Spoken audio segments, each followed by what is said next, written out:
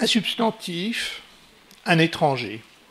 Un étranger pour un être parlant et un autre être parlant.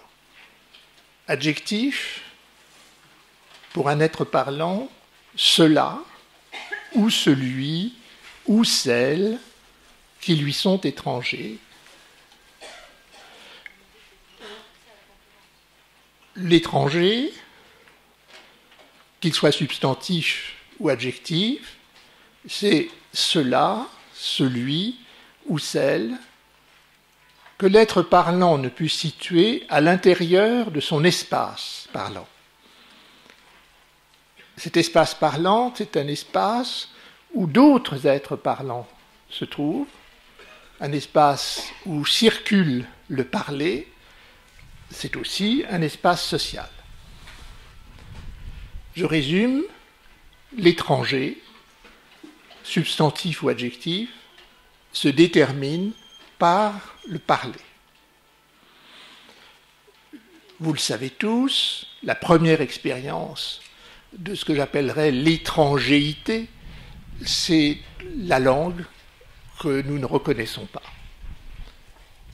C'est aussi, peut-être est-ce la deuxième expérience, c'est l'objet ou la personne dont nous ne connaissons pas le nom, ou plus subtil, dont le nom, si nous le connaissions, ou quand nous l'apprenons, attirerait de nous la remarque suivante: ça ne me dit rien. Je vous laisse réfléchir sur cet emploi de dire qui est impliqué. Aujourd'hui, nous avons tendance à penser l'étranger en termes asymétriques par rapport au centre de référence, moi, par exemple. Je détermine cela ou celui ou celle qui me sont étrangers. Mais je ne me demande pas si je leur suis étranger. Si je devais le faire, il faudrait que je renverse la géométrie, prendre l'étranger comme centre et me situer sur le cercle, sur la circonférence par rapport à ce centre. Mais en vérité, j'aurais changé de géométrie. Je n'ai pas du tout introduit la réciprocité, mais je suis resté dans deux asymétries que j'ai conjuguées. Je ne sais pas du tout de quand date cette asymétrie, mais ce que je sais, c'est qu'elle n'a pas existé toujours ni partout. Si je me fie à l'histoire des langues, il a dû exister un temps où la notion d'étranger était explicitement réciproque. Là, je vais faire un détour par un peu d'histoire, de linguistique comparée, d'histoire comparée des langues. En latin, le grand linguiste benveniste avait retenu trois termes.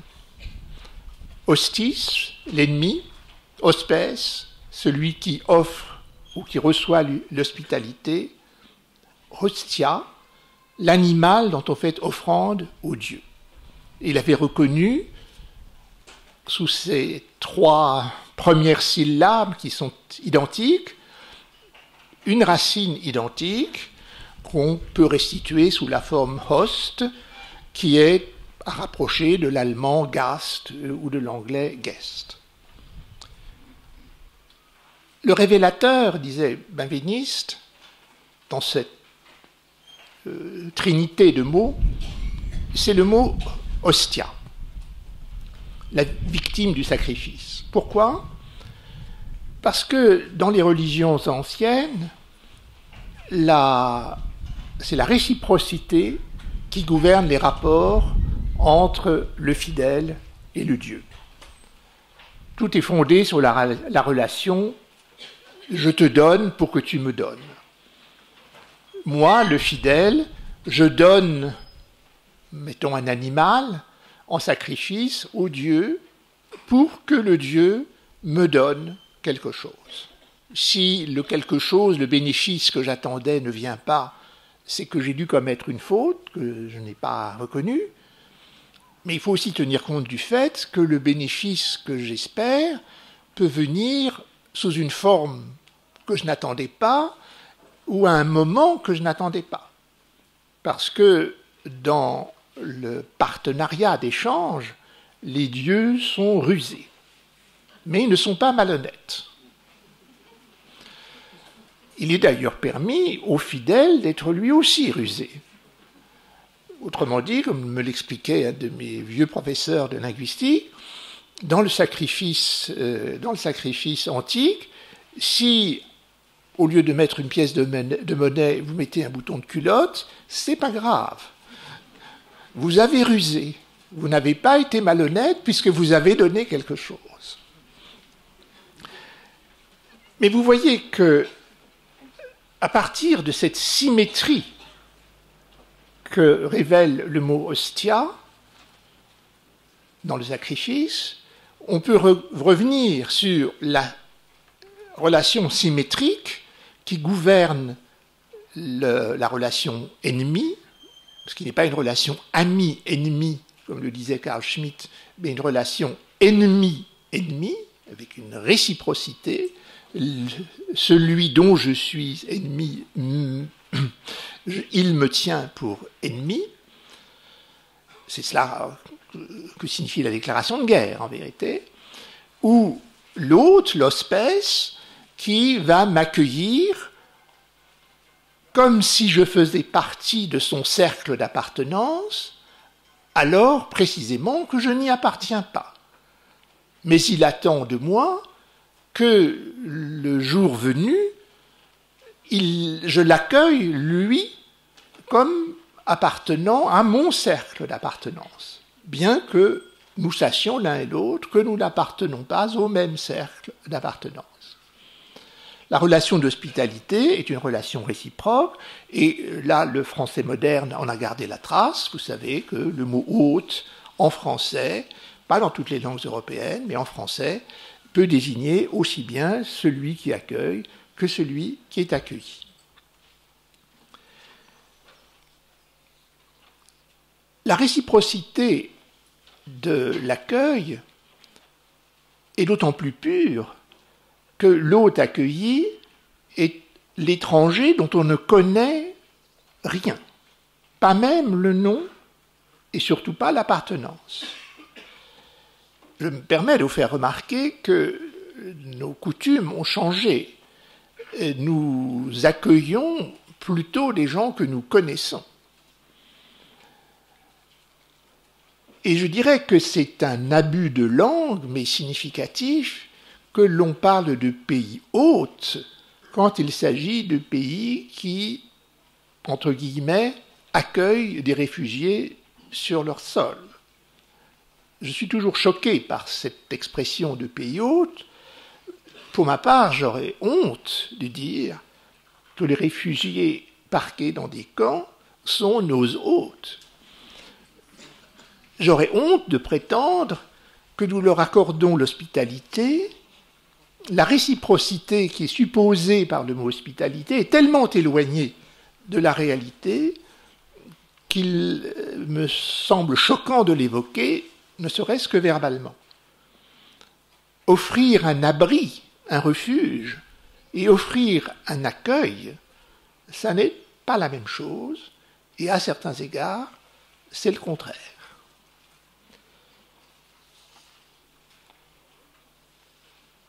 Dans la langue latine, hospes et hostis, l'hôte et l'ennemi, représentent les deux faces possibles de l'étranger.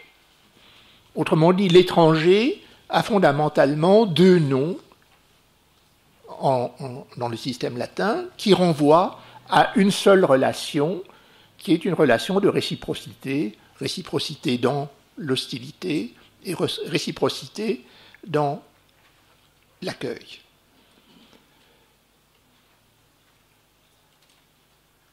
L'étrangéité est donc définitoire d'un lien. Elle révèle à chacun de ceux qui y sont saisis qu'ils appartiennent à un cercle d'appartenance, le leur, mais aussi celui où l'inscrit, celui qui les accueille ou celui qui se définit comme leur ennemi. Ma dernière remarque peut paraître paradoxale, mais en vérité, elle ne l'est pas. L'hostilité, c'est à l'égard de celui qui appartient à un cercle d'appartenance, reconnaître qu'il appartient à un cercle d'appartenance, lui affirmer que moi aussi j'appartiens à un cercle d'appartenance, mais que je ne l'y reçois pas. Mais l'affirmation de l'appartenance est, dans les deux cas, positive. Pour chacun, l'étranger matérialise le fait que je suis moi, mais moi entend que j'appartiens à un cercle d'appartenance où circule le parler. Lacan avait autrefois défini le stade du miroir comme un premier temps où le sujet s'inscrivait dans un premier cercle d'appartenance. L'enfant était alors infance. Et ce stade du miroir est ce premier temps à partir duquel il va s'inscrire dans un cercle d'appartenance où le parler va pouvoir circuler. Je dirais que pour qu'il y ait étranger, il faut, dans le système antique, que l'on ait franchi ce pas du système de stade du miroir, l'étranger est le nom de l'être parlant en tant qu'il a passé le stade du miroir et accepté de n'être pas seul à parler, accepté de s'inscrire dans un cercle de circulation du parler. Je passerai maintenant de Rome à la Grèce. En Grèce, le nom de l'étranger est Xénos. Nous le savons parfaitement, puisque la question centrale de l'étranger, nous l'appelons aujourd'hui la xénophobie. Je signale en passant que le mot xénophobia n'existe pas en grec. Et si j'en ai l'occasion, je montrerai qu'il ne pouvait pas exister. Xénos n'est pas du tout structuré comme les mots latins. Il n'appartient pas à la même famille. Ce qu'il désigne, c'est l'étranger, mais l'étranger de passage, en tant qu'on l'accueille, mais pour un temps. S'il devait s'installer, il changerait de nom. Il ne serait pas Xénos. À Athènes, il serait Métèque. Ce n'est pas la même chose. Et dans la dignité, ce n'est pas du tout la même chose. Le Xénos est traité à l'égal du citoyen. Le Métèque n'est pas traité à l'égal du citoyen. Il y a donc dans le Xénos une réciprocité, mais une réciprocité temporaire, limitée dans le temps. Le premier signe du Xénos, c'est qu'on ne connaisse pas son nom. On sait qu'il en a un. C'est essentiel pour qu'il soit traité comme un être parlant. Mais on ne connaît pas son nom. Il est caché. D'ailleurs, ça a donné lieu à un sophisme qu'on appelle le sophisme du caché et qui repose sur la situation de Xénos. Donc, l'étranger dont vous ne connaissez rien, sauf qu'il appartient à un cercle d'appartenance parce que c'est un être parlant, sauf qu'il a un nom, mais vous ne savez ni son nom ni son cercle d'appartenance, c'est un geste de courtoisie que de l'appeler Xénos. Parce que, sans rien savoir de lui, vous l'accueillez comme un égal. On comprend pourquoi la xénophobie ou xénophobia n'aurait pas de sens en grec ancien. Puisque dès que le nom de Xénos est donné, alors le phobos, la crainte, le mépris, le dégoût ont disparu de l'horizon. Et réciproquement, si d'aventure, comme il arrive dans une tyrannie par exemple, le phobos, la crainte, se réinstallait, alors la relation de xénos ne pourrait pas exister. Ce système est bien établi. C'est un système de réciprocité entre égaux. Il n'est pas poussé jusqu'à son terme par la langue grecque, mais il est assez intéressant de noter qu'en grec, Platon a dû percevoir quelques dimensions du problème. Je pense au début des Lois. Le livre 1 des Lois, qui est le dernier ouvrage de Platon, on rencontre trois interlocuteurs. Trois interlocuteurs dont il semble bien qu'ils se rencontrent pour la première fois. Ce n'est pas absolument évident, mais il semble bien qu'ils se rencontrent pour la première fois sur la route du temple de Zeus en Crète, à Knossos. Ces trois interlocuteurs sont un Crétois, un Lacédémonien et un Athénien. Nous sommes en Crète, donc le seul étranger, le Crétois n'est pas un étranger au sens juridique du terme, il est dans son pays. Mais l'Athénien et le Lacédémonien sont des étrangers. Mais par ailleurs, l'Athénien, lui, n'a pas de nom propre. Et dans le dialogue, il n'aura jamais de nom propre.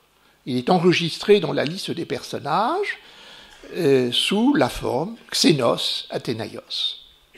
On peut traduire soit l'étranger d'Athènes, soit l'inconnu d'Athènes. Et si on regarde de près le livre 1, on se rend compte que le Xénos Athénaïos, l'inconnu d'Athènes, va s'adresser aux deux autres en les appelant Xénos. Le Crétois l'appelle Xénos, ce qui est normal. Mais le Crétois ne s'adresse pas au Lacédémonien, et le Lacédémonien ne s'adresse pas au Crétois. Donc on ne sait pas s'il l'appellerait Xénos ou pas. Mais ce qui apparaît à la fin, c'est que tous ceux qui appellent l'Athénien Xénos sont appelés Xénos par lui. Et que ceux qui l'appellent Xénos n'appellent Xénos que l'Athénien. Autrement dit, la circulation du nom Xénos est une circulation en triangle, si vous voulez, sauf qu'il y a une base du triangle qui n'est pas remplie, et c'est donc une relation de réciprocité. Tout se passe comme si Platon avait voulu construire un espace de dialogue, un espace d'interlocution, de circulation du parler, où la réciprocité soit la loi. Dans l'espace du dialogue, tous les personnages sont des étrangers l'un par rapport à l'autre, ou du moins tous les personnages qui emploient à l'égard d'un autre le terme de Xénos. Dans l'espace du dialogue, l'étrangéité ne désigne pas un lien parmi d'autres, elle désigne le lien par excellence, c'est-à-dire l'interlocution, ce qui permet justement au dialogue de se produire, et ce que les lois laissent entendre, c'est que s'il n'y avait pas d'interlocution, il n'y aurait pas de loi, il n'y aurait pas de pensée, il n'y aurait pas d'humanité en tant que l'humanité se distingue de l'animalité. Je dirais que c'est sans doute pour cela que Platon n'a laissé de lui que des dialogues. Je dirais que l'étranger, le Xénos, sous la plume de Platon, est le nom de l'homme en tant qu'il n'a qu'une seule appartenance, le parler. L'étranger est le nom de l'être parlant en tant que sa multiplicité n'a pas à être refusée ou acceptée, elle lui est constitutive. Alors venons-en à présent au dispositif moderne, contemporain. À cette fin, je serai obligé d'assombrir le tableau que nous laisse le monde antique. Parce que dans le monde antique, il n'y a pas seulement les étrangers qu'on accueille. Il y a aussi les étrangers qu'on n'accueille pas. Je dirais qu'il y a, on le dit, je le reprends d'une forme schématisée, il y a 3 cercles. Il y a un premier cercle qui est un cercle de proximité. En grec, on appelle cela les philoi, les miens. Philos, en grec, est d'abord un possessif de proximité. Et c'est secondairement que ça devient un terme qui désigne l'affection. Donc les miens. Puis le deuxième cercle, les xénoi, les étrangers, mais les étrangers qu'on accueille.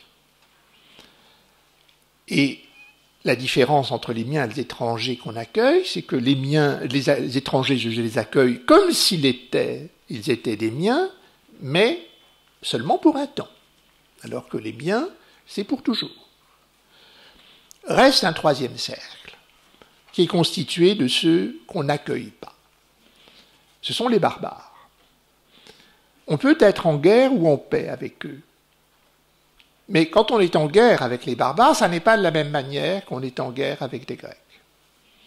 Et quand on entre en relation paisible avec les barbares, ça n'est pas de la même manière qu'on entre en relation paisible avec les Grecs. Les barbares, ce que les Grecs attendent d'eux, c'est que les barbares les accueillent aimablement, mais sans espoir de retour. Les Grecs ne se sentent pas tenus d'accueillir aimablement les barbares quand ils viennent chez eux. Et en fait, ils font tout pour qu'ils ne viennent pas du tout. Il y a un axiome de fermeture dans le monde grec. Alors, bien entendu, dans la réalité, vous trouvez des barbares avec lesquels les Grecs entretiennent des relations pratiquement d'ambivalence, d'admiration et de rejet, les Perses, les Égyptiens, les Scythes, mais je dresse un schéma global. Simplement, ce schéma, il faut y prêter attention parce qu'il introduit, sans qu'on s'en rende forcément compte, une division dans les notions d'ennemis et d'étrangers. L'étranger proche, c'est le xénos, ou l'hostis, hospes des latins, et l'étranger distant. Si distant qu'on pourrait dire qu'il est plus qu'étranger. Je vais employer cette expression faute de mieux. L'étranger plus qu'étranger, qui peut être un ennemi plus qu'ennemi. On peut dire que le vocable étranger se divise entre l'étranger du même et l'étranger de l'autre ou l'étranger de l'hétéros. Autrement dit, il est équivoque. Et qui plus est, les clarifications ne servent à rien. C'est-à-dire qu'elles ne durent pas. Vous pouvez éclairer le mot étranger en disant « attention, il est équivoque ». Est-ce du même, de l'étranger du même ou de l'étranger de l'autre que vous voulez parler? Ça ne sert à rien, l'équivoque revient. Elle est indissoluble du mot étranger lui-même. On regroupe sous le même vocable 2 entités irréconciliables, 2 étrangers irréconciliables. Et nous ne savons pas toujours lequel nous désignons. L'ennemi, la notion d'ennemi, reprend l'équivoque. Vous avez l'ennemi du même, avec lequel on peut faire la paix, et l'ennemi de l'hétéros, avec lequel la paix est impossible.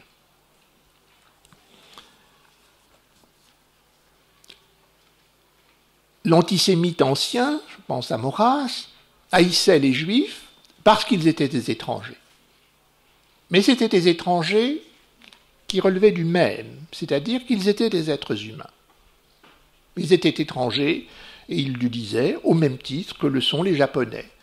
Et il disait à quelqu'un qui lui disait « Mais pourquoi vous vous indignez parce qu'il y a des Juifs, c'est pas, directeurs de journaux, hommes politiques français ?» Il disait « Mais si c'était des Japonais, ce serait la même chose. Je les détesterais tout autant. » Le nazisme, c'est tout à fait autre chose. Ce n'est pas du tout d'être étranger qu'à la fin, il va faire grief aux Juifs. C'est d'être plus qu'étranger. Ça n'est pas d'être ennemi, comme le sont les Français ou les Anglais. Avec les Français et les Anglais, on peut faire la paix. Et d'ailleurs, avec les Français, une fois que la paix est faite, on peut s'en faire des alliés. C'est ce qui s'est passé. Avec les Juifs, c'est impossible. La paix est impossible. Le but de guerre, ça peut être de faire la paix avec l'Angleterre, ça ne peut pas être de faire la paix avec les Juifs.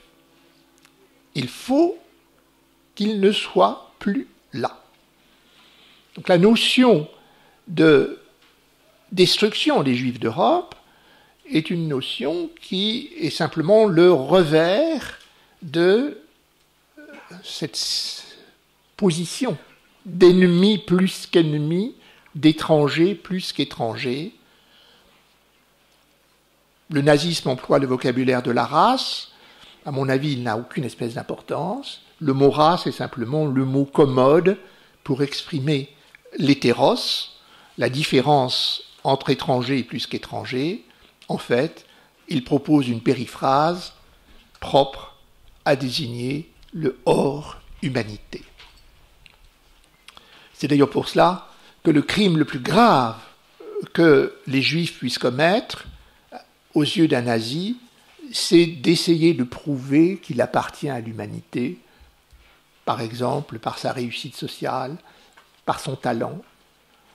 Et de ce point de vue, l'explosion intellectuelle et sociale des Juifs d'Europe au XIXe siècle n'est pas un argument contre le nazisme, c'est un argument pour le nazisme. Aux yeux du nazi, c'est cette faute-là qui est irréparable parce que ceux et celles qui sont hors humanité ont pu donner à croire qu'ils faisaient partie de l'humanité. Cette dimension de tromperie qui se situe au cœur du trop peu de différences que Freud reconnaissait dans la situation des Juifs, cette dimension de tromperie est une tromperie sur l'essentiel et elle appelle donc un châtiment essentiel.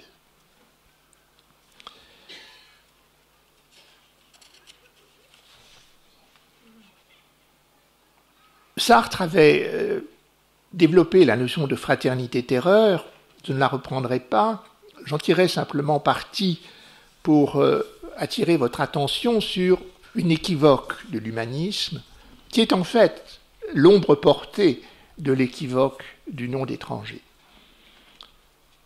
Si tous les hommes sont frères, autrement dit, si, comme on disait Terence, rien d'humain ne m'est étranger, si d'aventure je crois cela, et qu'en même temps, j'ai le sentiment que je vais constater par des preuves irréfutables, à mes yeux, qu'il y a des plus qu'étrangers, alors ces plus qu'étrangers ne sont pas des êtres humains.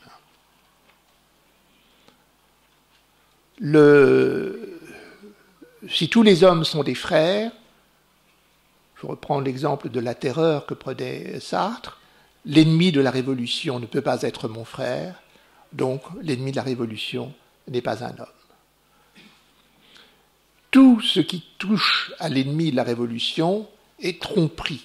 Ce qui ressemble à des comportements humains de sa part n'en sont pas. C'est son frère, sa femme, ses enfants, ses amis ne peuvent pas être frères, femmes, enfants, amis, au sens où nous le donnons dans l'humanité. Ce sont en fait des complices. Il n'y a pas de cercle d'appartenance pour des hors-humanités, puisque le cercle d'appartenance, en termes de parler, est le propre de l'homme, il ne peut y avoir que du complot. si vous regardez les mythologies récentes, vous voyez bien que la matérialisation par la science-fiction, que j'appellerais moi plutôt la technique fiction, la matérialisation de ce jeu à l'intérieur du hors-humanité, du trop peu de différence entre ce qui est humain et ce qui est hors humain, entre l'étranger du même et l'étranger de l'autre, de l'hétéros, c'est ce qu'on appelle l'alien. Le nom alien d'ailleurs signifie étranger en anglais, et c'est celui qui vient d'une distance plus distante que n'importe quelle distance que nous puissions imaginer, autrement dit un extraterrestre. À cela s'ajoute le mythe de l'envahisseur, c'est-à-dire de l'être hors humanité qui s'insinue dans l'humanité et arrive à se faire prendre pour un membre de l'humanité. Je vous signale qu'on en connaît une version aujourd'hui qui n'est pas du tout de technique fiction, qui est de la langue de tous les jours, c'est ce qu'on appelle le remplacement. L'idée que tous les jours, un Français, comme vous et moi, est remplacé par un étranger distant, être humain à l'extérieur, mais pas tout à fait à l'intérieur. En tout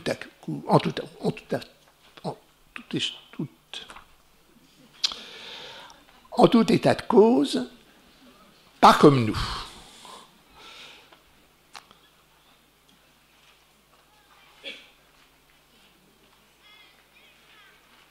La distance extraterrestre, la distance du pas comme nous, disons qu'on peut en faire des mythes imaginaires. La science-fiction, la technique-fiction ou de la sociologie-fiction. Le pas comme nous alimente beaucoup du discours sociologique, y compris bien pensant.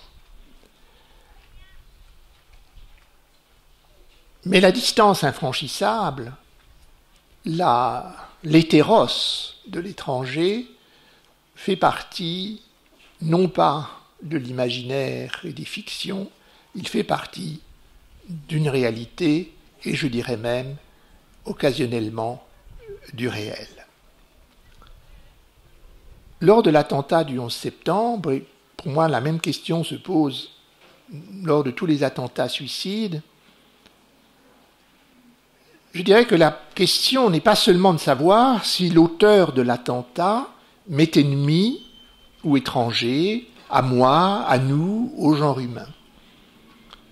Je me pose une autre question. Que faut-il que moi, je lui sois? Dois-je considérer qu'il me tient pour un ennemi ou pour un plus qu'ennemi? Pour un semblable ou pour un radicalement dissemblable? Je ne peux parler que de ma propre expérience, mais ce qui m'a le plus troublé lors du 11 septembre, c'est que je me suis senti contraint de conclure que pour les auteurs des attentats, je ne suis pas un ennemi, mais un plus qu'ennemi. Je ne suis pas un étranger, mais un plus qu'étranger, mais que le plus qu'ennemi et le plus qu'étranger, en fait, ça n'est rien. Et rien, c'est une chose. Autrement dit, je ne suis, pour l'auteur de l'attentat suicide, qu'une chose. Et c'est pour cela qu'il se transforme lui-même en chose, en projectile, en bombe. À l'intention des siens, il manifeste que ceux qui ne sont pas des leurs, c'est-à-dire des siens et des siens à eux et des siens à lui, que ceux qui ne sont pas des leurs sont des choses. L'étranger qui, chez le Platon, avait été un des noms de l'homme et de l'homme parlant, sténographie désormais sa transformation en chose, et pas simplement en chose, mais en chose muette. Cette pensée, je l'ai spontanément attribuée à l'humain projectile, transformé en projectile. Je ne sais pas si elle l'a traversé, je ne le saurai jamais. Il me reste alors à m'interroger moi-même. La pensée que j'ai eue, d'où me vient-elle? Qu'est-ce qui me l'a rendue possible à moi? Quelle expérience a pu susciter en moi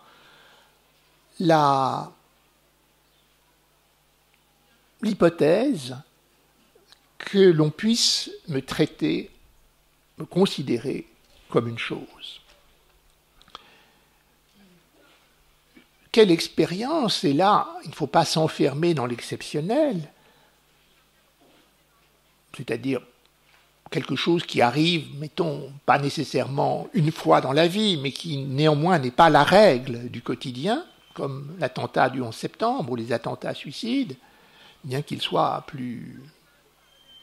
de plus en plus fréquents. Il faut, pour trouver cette expérience qui est la source de la possibilité pour moi de m'imaginer perçue comme une chose, il faut que je la tire d'une expérience ordinaire, quotidienne. Et là, je me suis tourné vers Freud. Le génie de Freud lui a fait reconnaître, dans une étude, il faut bien dire, assez médiocre, de Gustave Le Bon, le signalement d'un phénomène majeur. Freud ne le rapporte pas, en tout cas pas à ce moment-là, au malaise dans la civilisation. Un siècle plus tard, près d'un siècle plus tard, on ne peut pas ne pas rapprocher ce phénomène du malaise de la civilisation. Je parle de la foule. Quand les êtres parlants sont plusieurs, la contradiction, je l'ai souvent exposée devant vous, est qu'ils ne peuvent parler qu'un à la fois. Sauf un seul, les autres sont voués au silence, et pour un temps, qui peut durer un instant ou une éternité, ils deviennent muets comme des choses. La seule voie qui permet d'y échapper, c'est l'interlocution. Interlocution suspendue, retardée, mais conservée comme horizon, y compris dans un instant comme celui-là, où je suis seul à parler. Mais il arrive au sein d'une multiplicité d'êtres parlants que l'interlocution devienne non seulement impossible, mais l'impossible même. Alors naît la foule. Silencieuse ou bavarde, la foule est structurellement muette, et le slogan qui lui arrive de scander n'est que l'écho sonore de son mutisme. Pour chaque muet pris un à un, les autres muets lui sont non pas étrangers, mais plus qu'étrangers. Aucun espace parlant ne les rassemble, chacun pris isolément a cessé de s'inscrire dans un cercle parlant, y compris, si j'ose dire, ses propres cercles parlants. Dans la foule, on n'a plus ni parents, ni amis, ni famille. Le lieu de la coprésence des membres de la foule est en vérité la cause matérielle de leur séparation. La proximité des corps dans l'espace n'est que la réalisation de leur infranchissable distance. Il peut se faire que son être parlant de par l'être, chaque muet le tienne pour accompli par la voix d'un autre. Un autre qui sera nécessairement tout seul, puisqu'on est seul à parler. C'est ce que décrit Freud.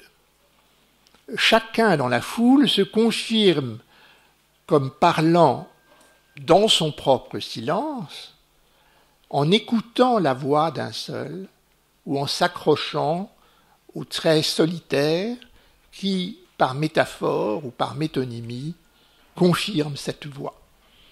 La moustache de Hitler confirme la voix de Hitler. De là ne naît aucune proximité. De là, aucune distance ne s'annule, ni entre les muets, ni entre chaque muet et l'émetteur de la voix. Chacun demeure une chose pour chacun. Mais il peut se faire aussi que nulle voix, nul trait ne se laisse saisir, ne reste alors que la foule elle-même, consistant dans son propre mouvement. Aussi nombreuses que le sont les grains de sable, elle dessine, comme les grains de sable, l'étendue d'un désert. Ces êtres parlants rassemblés, qui ne sont pas des êtres parlants les uns pour les autres, qui sont fondamentalement anonymes, qui sont coprésents et pourtant ne sont pas présents l'un à l'autre, comment les décrire, sinon comme des plus qu'étrangers. Non pas étrangers, puisqu'ils ne sont pas pour moi des êtres parlants, et que je ne suis pas un être parlant pour eux, mais plus qu'étrangers. Ni adversaires, ni ennemis, ni ennemis, mais distants à l'infini, quoique leur corps me soit proche. Or, la foule constitue le fond matériel des sociétés contemporaines. C'en est au point que je renverserai la proposition. Il ne faut pas dire que la foule est faite de plus qu'étrangers, mais que le plus qu'étranger aujourd'hui est devenu le nom de la foule. Le projectile humain se veut trait unaire de la foule des siens. Ce qu'il produit, c'est une autre foule, une foule sans trait unaire, où l'espace de quelques instants, les par-l'être sont réalisés en choses inertes ou dispersées. Plus largement, le plus qu'étranger n'a rien de l'être humain, mais il n'est pas besoin de construire des mythes de l'alien ou des morts vivants ou des envahisseurs, il suffit d'observer. L'homme des foules est chose, sans autre loi que les régulations statistiques. Le corps parlant est devenu chose parlante. Le parler lui-même ne suffit plus, puisque le secret du sondage d'opinion, c'est de transformer le parler lui-même en chose que l'on décompte. Quand tout est accompli, alors pour un être parlant donné, les autres êtres parlants, tant qu'ils sont plongés dans la foule, sont des étrangers plus qu'étrangers, indistinguables parce qu'ils n'ont rien de commun. Mais la dure loi de la langue fait que l'étranger et le plus qu'étranger portent le même nom et qu'on peut se livrer à tous les efforts de clarification que l'on voudra, ce nom restera le même. L'étranger en tant que vocable désigne désormais aussi le devenir foule des êtres parlants et les devenir choses. Au même vocable, à la même figure, l'étranger correspondent des réels opposés. Ce n'est pas qu'un des sens se soit substitué à l'autre, ils subsistent ensemble, en sorte que le vocable sécrète l'obscurité comme la seiche projette un nuage d'encre. Nous savons tous pourquoi nous nous interrogeons aujourd'hui sur l'étranger. À cause des immigrés, d'une part, à cause des réfugiés, d'autre part. Quand ceux qui ne se tiennent pas pour immigrés s'interrogent sur les immigrés, quoi suscite leur interrogation? Si on enlève tous les ornements, tous les obstacles intermédiaires, je dirais que c'est le faire foule qu'ils attribuent aux immigrés. Dès que nous disons les immigrés, nous désignons une foule, la foule des immigrés, ou les immigrés faisant foule.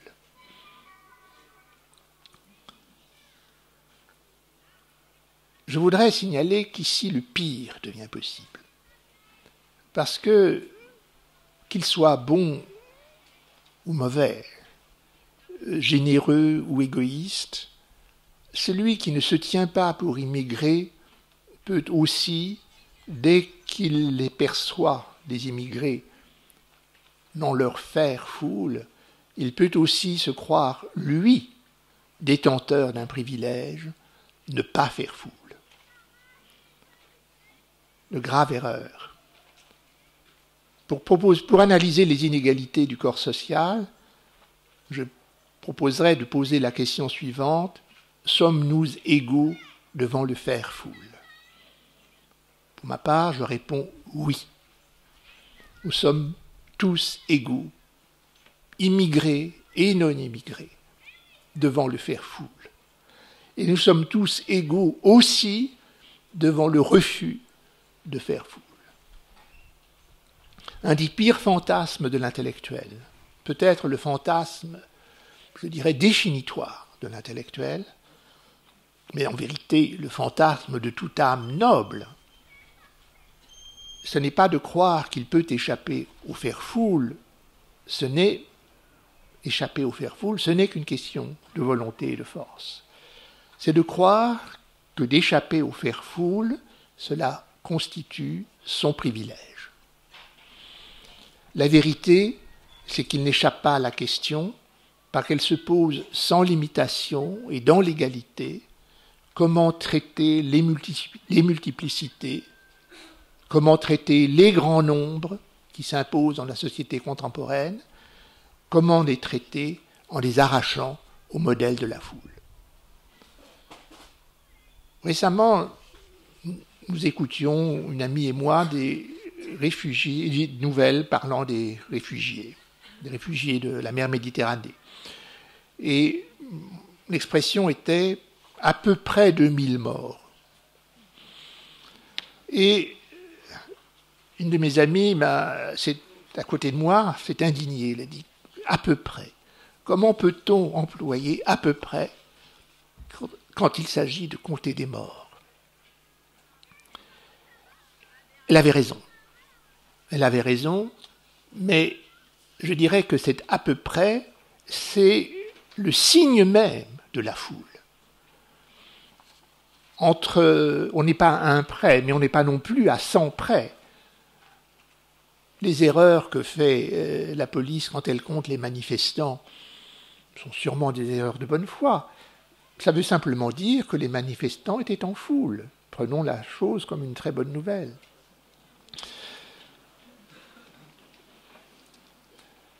Mais je dirais que quand on n'est pas à 1 près, quand il s'agit des êtres parlants, une machine s'amorce qui est assez exactement celle que Kafka appelait la machine pénitentiaire. Le renversement que je n'ai pas cessé de signaler au cours de mon intervention, on peut le reprendre. L'étranger autrefois se nommait celui qui s'inscrivait dans un autre cercle d'appartenance que moi. Il est devenu celui qui ne s'inscrit dans aucun cercle d'appartenance.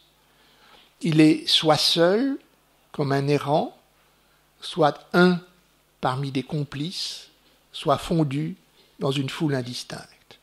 Il n'appartient à rien et rien ne lui appartient, pas même la possibilité de me connaître comme lui étant étranger. Même si je suis par humanité prêt à faire semblant de traiter tout étranger comme un semblable, il m'est difficile d'admettre que le plus qu'étranger me connaisse moi comme lui étant étranger. Cette symétrie entre moi et le plus qu'étranger est pour moi un pas difficile à franchir.